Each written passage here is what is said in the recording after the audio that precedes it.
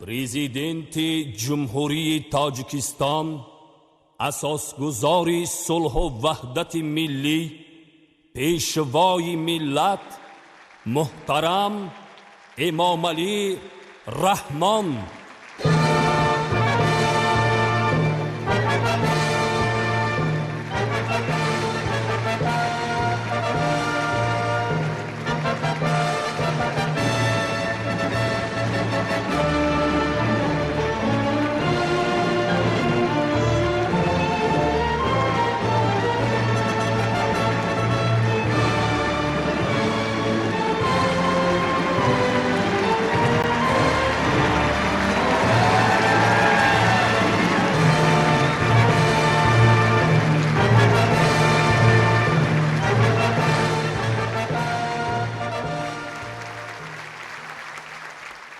هموطنان عزیز، محترم ساکنان شهر دوشنبه، میهمانان و حاضرین گرامی، همه شما را به مناسبت فرارسی نوروز بین المللی صمیمانه تبریک میگویم.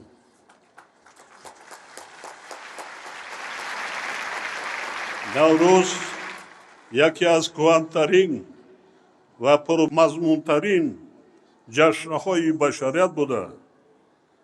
رمز بیدارشوی طبیعت، سرشوی سال نو و زندگی نو، پاکی و بالندگی روح و اندیشه و تحکیم و گسترش ارزش‌های انسان دوستانه و اخلاقی به حساب می رود. این جشن از جمله آیین‌های بسیار دیرینه می باشد که در آن فلسفه زندگی، مکتب خودشناسی و تاریخ فرهنگ و تمدن یاگان آریایی ما انعکاس یافته است. نوروز در سرگه آیین‌های ملی ما، سده، تیرگان و میرگان جای داشته در طول تاریخ بیش از 6000 ساله خود از شیب و فرازهای زیاد عبور کرده است. زمان دایره تجلیل این جشن زیبای باستانی محدود گردید و زمان گویا فراموش شد، ولی هرگز از قلب و خاطر مردم نرفت، چون که ریشه در گنفاند ملی و هستی مردمی فرهنگی و صاحب تمدنی ما دارد. گذشتگان نگناب ما این میراث مقدس را چون ثروت بی‌بهای ملی خود حفظ نموده از نسل به نسل میراث گذاشتند و امروز آن به یکی از پایه‌های بنیادی و رکن جدای ناپذیر هویت ملی، فرهنگ و جهانبینی تاجیکان تبدیل یافته است. در برابر این نوروز و ارزش‌های انسانی آن با مرور زمان و قلمروهای دیگر نفوذ پیدا کرده، حالا به میراث عمومی بشری مبدل گردیده است. در جهان پرتضاد امروزه نوروز پل دوستی میان خلقها، عامل صلح و همدیگر فهمی و نمونه همزیستی تمدن‌ها گردیده، جامعه جهانی آن را همچون جشن بین المللی اعتراف نموده است.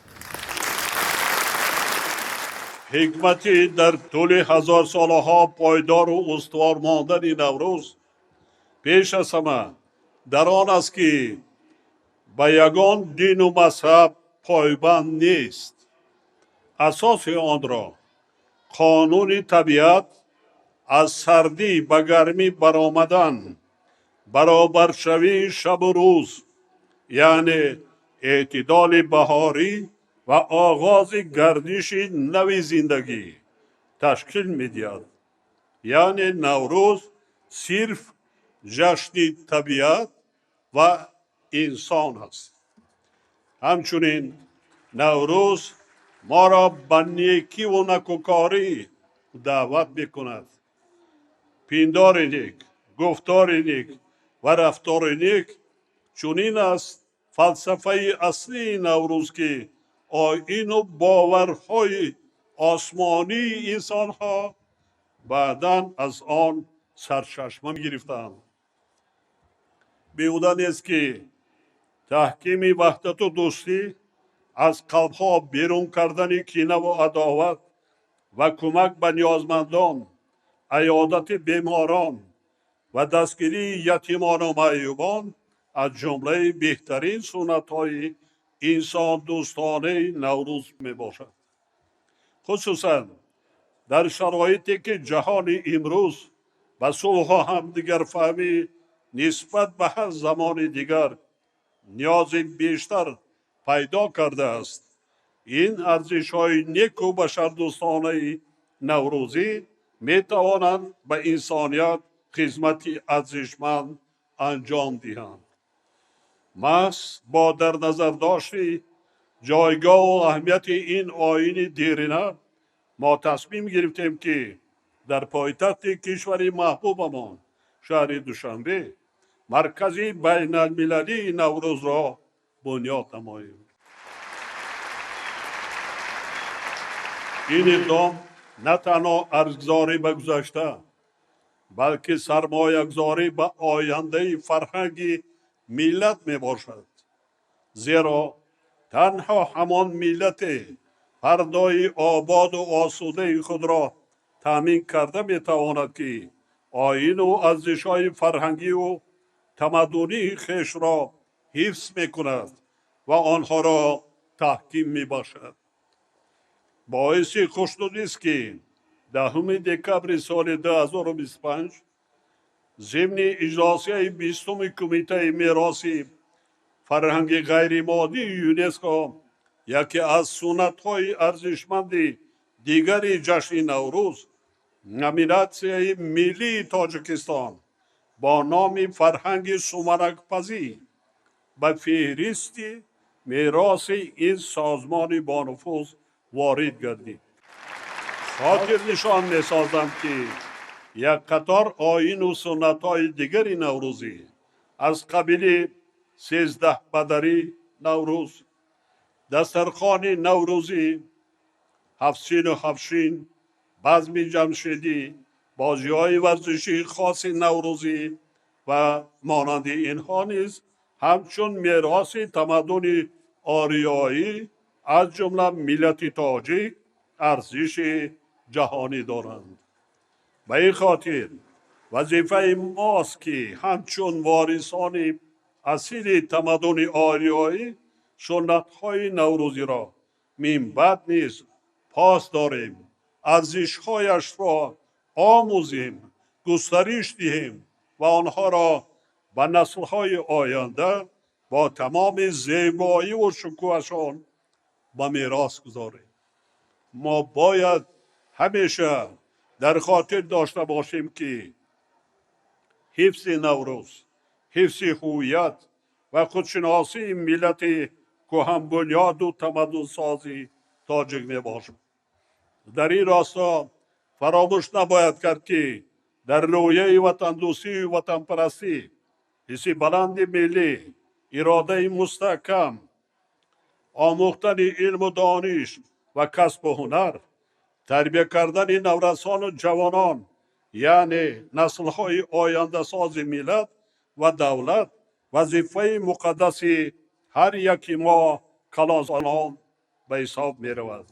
جوانان ما باید تاریخ، فرهنگ و دیگر ارزش‌های جاودانه ملت خود را آموزند، آنها را گسترش دهند، همیشه در فکر از خودکنی علم و دانش و کسب و هنر، شاهی کردن و آباد نمودن وطن، پیشرفت دولت و بلند برداشتن آبروی آن در عرصه بین المللی باشند. همدیاران گرامی، از بس که ما امسال جشن فرخنده نوروز را در دوره آمادگی به جشن مقدس و بزرگ 35 سالگی استقلال دولتی تجدید می نماییم، باید دوچند کار کنیم، زحمت کشیم، دولت صاحب اختیارمان را نیرومند و پیشرفته گردانیم و سطح و صفت زندگی مردممان را باز هم بلند برداریم.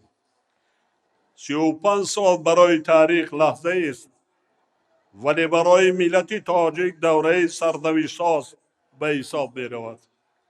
در این مدت ما تاجیکان خود را همچون ملت صاحب تمدن و فرهنگی، صاحب کتاب و صاحب دیوان و دولتدار و آبادگر دیگر باره احیا کردیم و به جهانیان معرفی نمودیم. با اعتماد کامل اظهار می دارم که ما با وحدت و همدیگر فهمی، صبر و تحمل، زحمت صافدلانه و اراده قوی نقشه های سازنده خود را حتما عملی می سازیم و هدف های استراتژی ملی امان نائل می گردیم و تاجیکستان عزیزمان را به کشور باز هم آباد و پیشرفته و پایتخت آن شهر دوشنبه را به آینه حقیقی دولت تاجیکان تبدیل می دهیم. با چنین نیت‌های نیک بار دیگر فرارسی نوروز بین المللی را به کل مردم شریف کشور از جمله ساکنان پایتخت، هموطنان برونمرزی و مردمان حوزه تمدن نوروز صمیمانه تبریک میگویم. بگذار در هر خاندان این جشن مبارک و مقدس را در فضای صلح و ثبات کامل با شادی و خوشحالی، اتحاد و سرجمی و با عملهای نیک و سازنده استقبال نماید. بگذار نوروز به قلبهای ما نور، به زندگی ما فیض و برکت و به کشور عزیزمان صلح و وحدت جاودانی آورد. آرزو دارم که سلامتی، اقبال نیک و خوشبختی هر خاندان مردم تاجیکستان ارمغان نوروز امسال گردد. نوروز مبارک باشد هموطنان عزیز.